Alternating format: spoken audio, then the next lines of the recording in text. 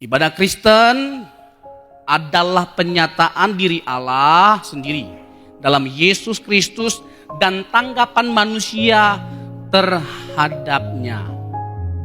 Inti kekristenan ini.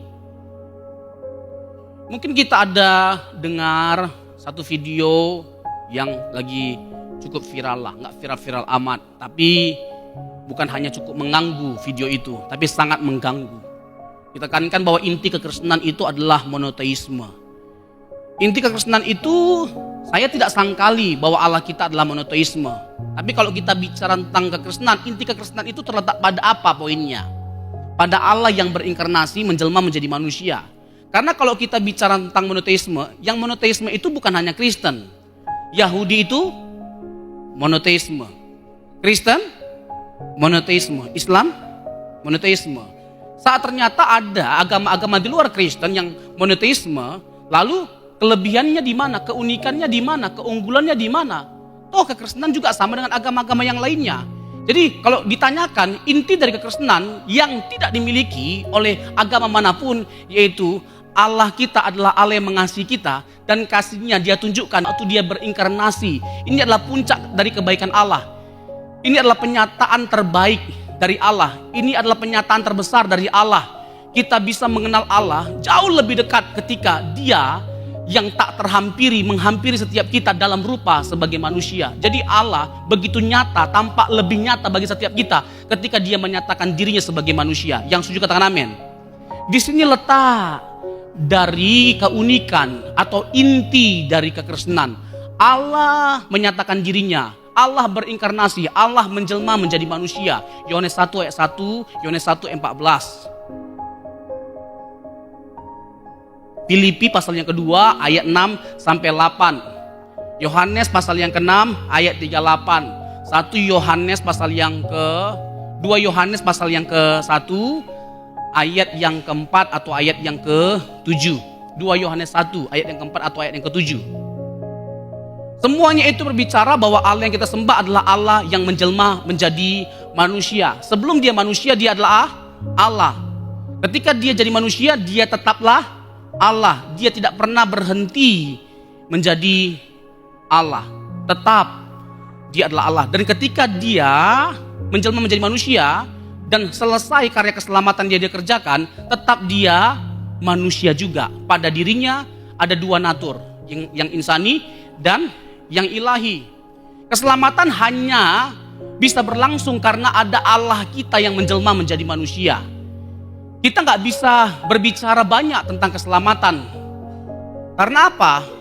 Kalau kita bicara tentang keselamatan, kita harus berbicara tentang bahwa Yesus itu adalah Allah yang menjelma menjadi manusia. Sebab kalau Yesus bukan Allah, nggak layak dia disebut sebagai juru selamat. Kalau Yesus bukan Allah, tidak berhak dia mengerjakan karya keselamatan. Karena keselamatan adalah pekerjaan Allah. Jadi kalau ada orang mengaku bahwa Yesus manusia sepenuhnya, tapi sekaligus mengakui dia adalah juru selamat atau mengerjakan keselamatan, itu aneh. Kalau ada orang yang hanya menekankan salah satu di antara dua natur Yesus, itu aneh. Itu kristologi yang timpang. Itu kristologi yang timpang. Ini kebenaran yang hakiki. Kalau kita bicara tentang ibadah, kita nggak bisa melepaskan diri kita dari pembahasan mengenai siapa Yesus, siapa objek penyembahan kita. Tentu di dalamnya adalah Allah Tritunggal. Tapi kalau kita bahas Allah Tritunggal, kita nggak bisa lepas dari pembahasan mengenai ketuhanan Yesus. Karena makin nyata Allah yang Tritunggal itu karena ada Yesus yang adalah Allah yang berinkarnasi. Yesus membuat makin nyata atau menyata Allah Tritunggal itu bagi setiap kita. Apalagi kalau kita melihat Injil Yohanes. Injil Yohanes itu Injil Trinitarian, Injil Tritunggal. Orang yang gak setuju dengan doktrin Tritunggal, silakan buang Injil Yohanes. Bapa mengutus anak, anak mengutus Roh Kudus. Dan dahsyatnya kesaksian Injil Yohanes, dia bukan hanya sekedar memperkenalkan Allah yang benar itu adalah Allah Tritunggal. Tapi Allah Tritunggal itu ingin supaya kita mengalami Allah yang Tritunggal itu. Itu hebatnya Injil Yohanes. Kita dipanggil untuk menikmati Allah yang Tritunggal itu. Dan Allah yang Tritunggal itu memberikan dirinya untuk dinikmati. Bapa mengutus anak, anak mengutus Roh Kudus. Pasal yang ke-14 sampai yang ke-16 secara khusus bicara tentang Roh Kudus dan karya dari Roh Kudus. Untuk apa Roh Kudus itu dihadirkan bagi setiap kita? Bapa merencanakan keselamatan, Yesus mengeksekusi karya keselamatan, Roh Kudus mengaplikasikan karya keselamatan itu. Yesus naik, Roh Kudus turun. Hanya Roh Kuduslah yang bisa menggaransi keselamatan kita tetap ada pada diri kita menjelang hari penyelamatan itu tiba. Efesus 4 ayat yang ke-30. Efesus pasal yang keempat ayat yang ke-30. Roh Kudus memateraikan keselamatan itu bagi setiap kita yang percaya. Jadi kalau ditanya sekali lagi, apa inti dari kekristenan? Kita setuju Allah itu monoteisme, tapi inti utama dari kekristenan Allah yang berinkarnasi, menjelma menjadi manusia. Karena keselamatan bisa ada karena ada Allah yang menjelma menjadi manusia. Dia mati membuktikan bahwa dia benar-benar manusia. Tetapi kalau dia tidak Allah, tidak sah karya keselamatan yang dia kerjakan. Kematiannya itu sia-sia. Kalau Yesus bukan Allah, kematian Yesus itu tidak lebih dengan kematian banyak orang yang telah disalibkan sebelumnya. Tidak lebih. Jadi dia harus adalah Allah. Tetapi dalam konteks kekristenan, secara teologis, dia adalah Allah yang tak terbatas, yang membatasi dirinya dalam kemanusiaannya. Tidak ada yang terbatas menjadi tak terbatas, tapi yang tak terbatas sangatlah mungkin untuk menjadi terbatas atau membatasi dirinya. Makanya dalam konteks kemanusiaannya bisa Yesus berkata apa? Dalam konteks kemanusiaannya Yesus bisa berkata apa? Akan hari itu tidak seorang pun yang tahu, malaikat tidak tahu, anak manusia pun tidak tahu. Dalam konteks apa? Kemanusiaannya. Dia membatasi dirinya. Bukan ayat itu menunjukkan bahwa Yesus bukan Allah. Enggak. Ayat itu menunjukkan bahwa dia benar-benar manusia. Dalam kemanusiaannya dia berkata apa? Bapa lebih besar daripada aku. Yohanes pasal yang ke-14 ayat 28. Lalu dalam Yohanes pasal yang ke-5 ayat 30, Yesus berkata apa? Bahwa aku tidak bisa berbuat apa-apa dari diriku sendiri. Aku tidak bisa berbuat apa-apa dari diriku sendiri. Tapi orang tidak boleh menafsirkan hanya dengan mengandalkan satu ayat. Dia nggak boleh melepaskan teks itu dari konteks. Silakan baca pasal itu aja. Pasal itu, pasal 5, pasal 14. Tidak mungkin kalau jujur dia melihat konteks itu secara utuh. Nggak mungkin dia menyimpulkan Yesus hanya manusia doang. Nggak mungkin. Misalnya nih ya, Yohanes pasal yang ke-14 ayat 28. Bisa kita buktikan. Coba dibuka Yohanes 14 ayat 28. Dikatakan bahwa Yesus yang ngomong ini ya, Bapa lebih besar daripada aku. Kata yang dipakai di situ mezo. Mezo untuk lebih besar. Kamu telah mendengar bahwa aku telah berkata kepadamu, aku pergi tetapi aku datang kembali kepadamu. Sekiranya kamu mengasihi aku, kamu tentu akan bersuka cita karena aku pergi kepada Bapakku, sebab Bapa lebih besar daripadaku. Konteks pasal yang ke-14 jelas sekali, kuat menjelaskan tentang dui natur Kristus. Dia Allah dan manusia. Cuman orang kalau pikirannya sudah ada premis asumsi dasar, Yesus manusia. Ketika dia melihat Alkitab, dia hanya mencari ayat-ayat yang menunjukkan bahwa Yesus adalah manusia. Nggak fair, nggak tulus. Makanya orang yang menggali Alkitab untuk mencari-cari kesalahan nggak akan pernah menemukan kebenaran. Nggak akan menemukan kebenaran. Karena apa? Pikirannya dikunci. Akhirnya tersesatkan. Akhirnya dia tersesatkan oleh dirinya sendiri, oleh pikiran yang gelap. Dia menutup mata dan pikirannya untuk melihat kebenaran. Bukan karena kebenaran itu tidak menyatakan siapa Yesus sebenarnya. Bukan. Tapi dia sendiri menutup dirinya untuk melihat kebenaran. Nyata-nyata kebenaran itu bagi setiap kita. Coba ayat yang ke-12. Coba perhatikan ya Bapak Ibu ya. Kata lebih besar itu mezo. Nah, sesungguhnya barang siapa percaya kepadaku, ia akan melakukan juga pekerjaan-pekerjaan yang aku lakukan, bahkan Pekerjaan-pekerjaan yang lebih besar daripada itu, aku pergi kepada Bapa. Tetap ayatnya ditampilkan.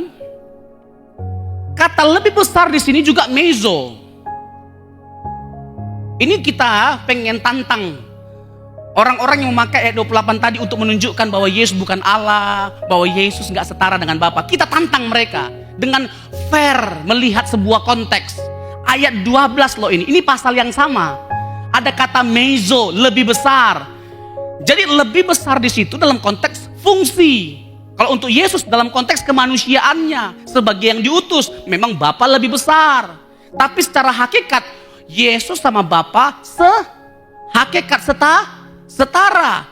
Saya dengan Pak Presiden Prabowo dalam pengertian fungsi jabatan siapa lebih besar?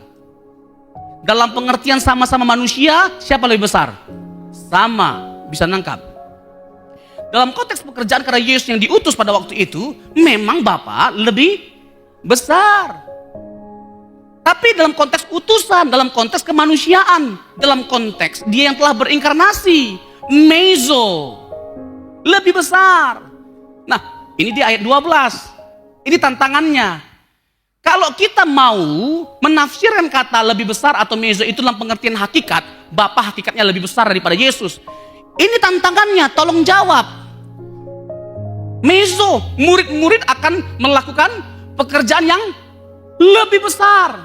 Berarti murid-murid lebih besar nggak daripada Yesus? Bisa nangkap nggak maksud saya? Bisa paham nggak?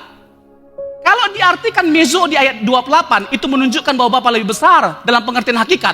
Dalam ayat ini berarti murid-murid lebih besar nggak daripada Yesus? Kalau ikut cara pandang mereka, berarti murid-murid lebih besar dong. Udah saya bilang, Bapak Ibu, salah satu pekerjaan yang nggak boleh sembarangan adalah menafsir Alkitab. Makanya sebelum kita, dalam tanda petik ya, mengaktifkan Bapak Ibu untuk melayani di gereja, kita persiapkan terlebih dahulu. Karena kita nggak boleh sembarangan melayani, harus dipersiapkan. Ini bukan hanya soal wajah ganteng, penampilan menarik, uangnya banyak, dia punya jabatan, dia CEO.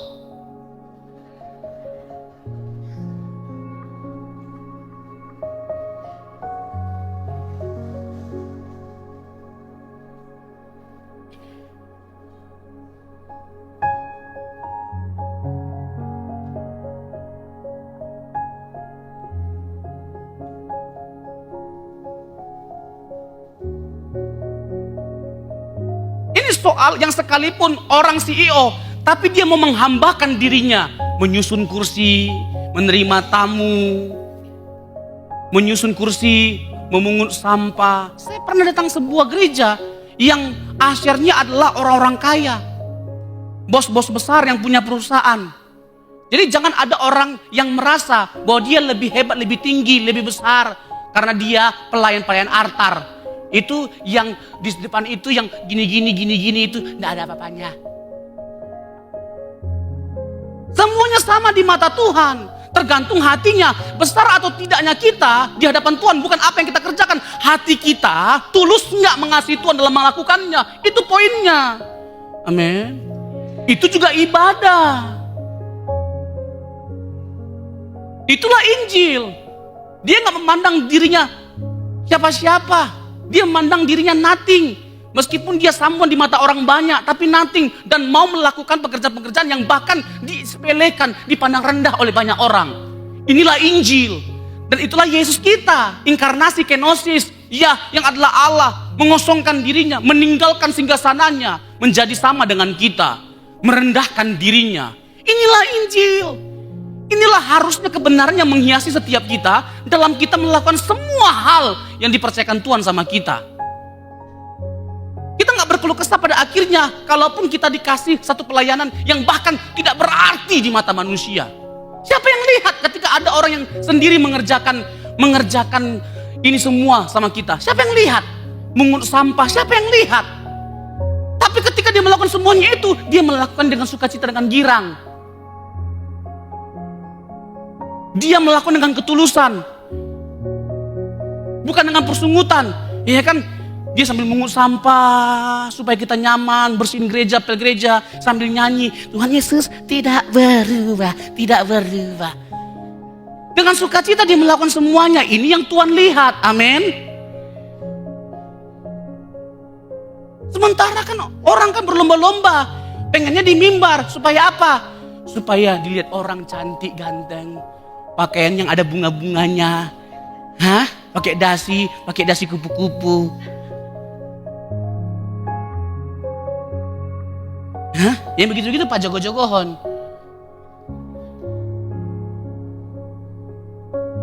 Enggak, kita batinia lah, bukan lahiriah. Amin. Batinia lah yang kita dandani, batinia kita. Dan itu nggak mungkin tidak terlihat, cantiknya batinia kita nggak mungkin tidak terlihat dari kehidupan kita sehari-hari, dari kehidupan pelayanan kita. Nggak mungkin kita nggak dewasa pada akhirnya. Kalau batinia kita benar, nggak mungkin kita nggak dewasa. Amin.